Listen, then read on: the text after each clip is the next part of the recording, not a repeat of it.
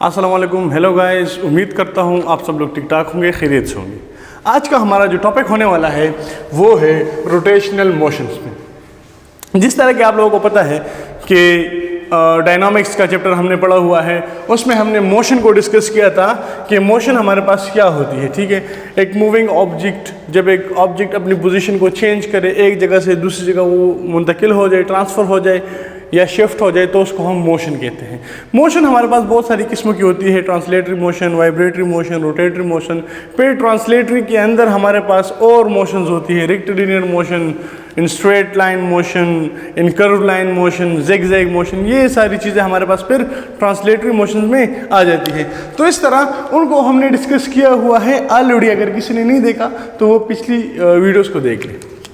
अच्छा, तो आज का हमारा जो टॉपिक है वो है रोटेशनल मोशन पे। तो रोटेशनल मोशन जो है, जिस तरह के नाम से ही आप लोग अंदाज़ा लगा सकते हैं कि वो ऑब्जेक्ट्स जो कि मूव करे एक एक्सिस के इर्द गिर्द, एक ख़ास एक्सिस के इर्द गिर्द रोटेट करे, तो उसको हम रोटेशनल मोशन कहते हैं। देखिए, अगर आप लोगों ने सेंट्रीपिटल फोर्स या सेंट्रीपिटल मोशन वाली या आप लोगों ने एक्सेलरेशन वाली वीडियो नहीं देखी तो वो वीडियो ज़रा देख ली। उसमें अगर आप लोग देखिए, यहाँ पर मैंने एक छोटी सी डायग्राम बनाई हुई है। ठीक है, यहाँ पर अगर आप देखिए, फॉर एग्जांपल ये हमारे पास एक बॉडी है। ठीक है, मास किसी भी चीज़ का हो सकता है। एक स्टोन आप कंसिडर कर लें, वो स्टोन मैंने एक स्ट्रिंग के साथ इनको बांधा हुआ है। ठीक है, मैं इसको रोटेट कर रहा हूँ सर्कुलर पाथ में, मैं उसको मजबूर कर रहा हूँ कि वो मूव करे इन सर्कल। ठीक है, सर्कुलर पाथ में मूव करे। तो इसको जब मैं मूव करता हूँ तो देखिए डॉटेड लाइन जो शो हो रही है आपको, तो ये इसी के इर्द गिर्द क्या करना शुरू कर देती है, सर्कुलर मोशन करना शुरू कर देती है। अब ये पाथ जो है ये सर्कुलर पाथ कहलाया जाता है, सर्कुलर पाथ। ठीक है, सर्कुलर पाथ। तो जब ये बॉडी सर्कुलर पाथ के इर्द गिर्द मूव कर रही होती है तो इसका इस सेंटर से जो ये रेडियस है इसमें कोई चेंज नहीं आता।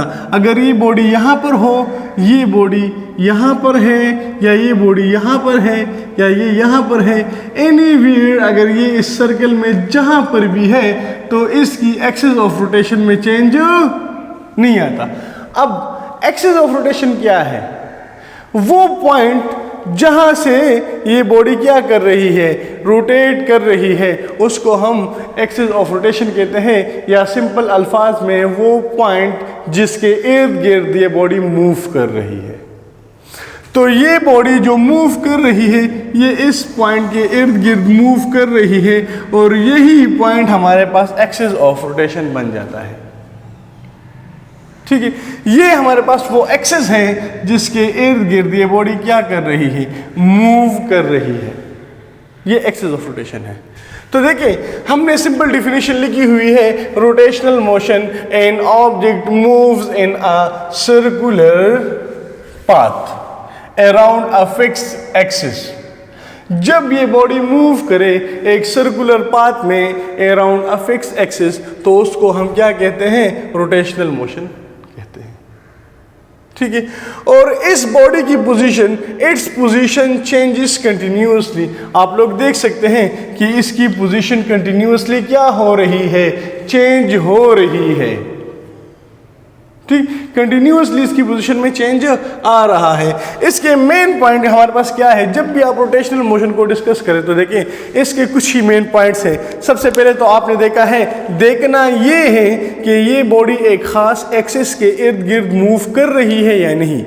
अगर नहीं कर रही तो वो मोशन आपके पास रोटेशनल मोशन नहीं है। दूसरी बात, आपने ये देखना है कि ये बॉडी रिजिड बॉडी है या नहीं है। अब आप लोग कह रहे होंगे कि रिजिड बॉडी क्या है। रिजिड बॉडी हमारे पास वो है जिसकी शेप में या जिसकी साइज में चेंज ना आए। फॉर एग्जांपल ये स्टोन मैंने ले लिया है, इस स्टोन को मैं मूव करवा रहा हूँ, या आपने एक फ़ैन को ले लिया है, वो फ़ैन मूव कर रहा है, तो मूवमेंट के साथ इसके जो पार्टिकल्स हैं, इसके अंदर जो एटम्स है, वो भी अपने ही एक्सिस के इर्द गिर्द मूव कर रहे हैं। तो ये एक रिजिड बॉडी है, इसके पार्टिकल शिफ्ट नहीं होते, इसकी साइज में कोई फ़र्क नहीं आता। मीन्स के जितनी भी सॉलिड बॉडीज़ हैं वो हमारे पास रिजिड बॉडीज़ में काउंट होती हैं। जितनी भी सॉलिड बॉडीज़ हैं वो रिजिड बॉडी में काउंट होती है। ये असल में ये इसको हम रिजिडिटी कह सकते हैं, रिजिडिटी। ये रिजिडिटी जो है ये हमारे पास क्या है, ये प्रॉपर्टी ऑफ सॉलिड है। ये सॉलिड बॉडी की प्रॉपर्टी है कि सॉलिड जितने भी होंगे वो रिजिड होंगे, उसमें रिजिडिटी की प्रॉपर्टी होगी तो वो हमारे पास सॉलिड होगा। तो इसलिए इस रोटेशनल मोशन को डिस्कस करने के लिए सबसे पहला जो की पॉइंट है वो है एक्सिस ऑफ रोटेशन, कि इसकी एक्सिस ऑफ रोटेशन होनी चाहिए, ये बॉडी रिजिड बॉडी होनी चाहिए, और तीसरी बात कि इसकी सर्कुलर पाथ ज़रूरी है।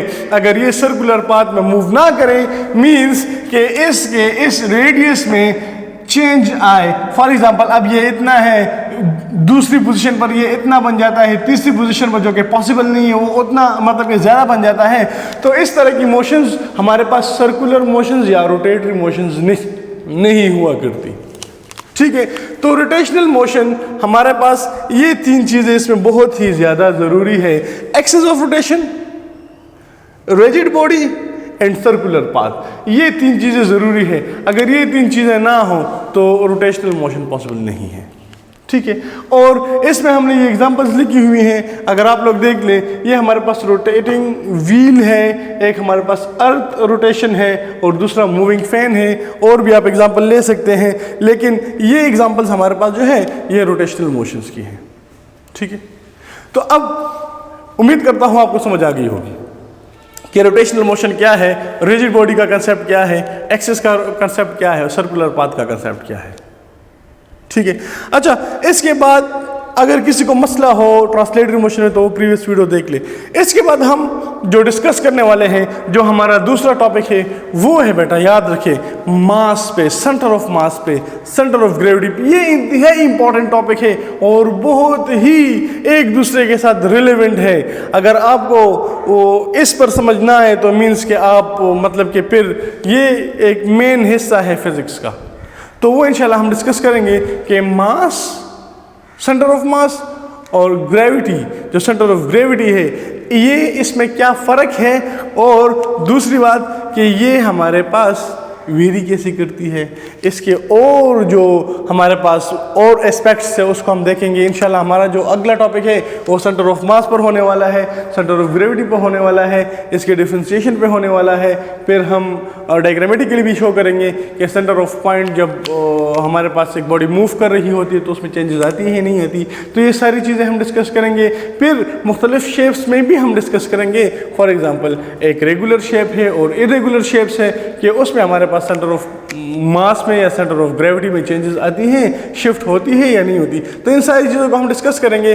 और अगर आप लोगों को इसमें कोई मसला हो तो आप लोग मुझे कमेंट सेक्शन में मैसेज कर सकते हैं, इंशाल्लाह वो क्लियर आउट कर दूंगा मैं इंशाल्लाह। और उम्मीद करता हूँ इस पर आप समझ गए होंगे। तो अगर कोई मेरा चैनल पर नए हैं तो वो चैनल को सब्सक्राइब कर दे, बेल का आइकन प्रेस कर दे ताकि और वीडियोज़ आपको आसानी मिल सके। तब तक के लिए अल्लाह हाफिज़।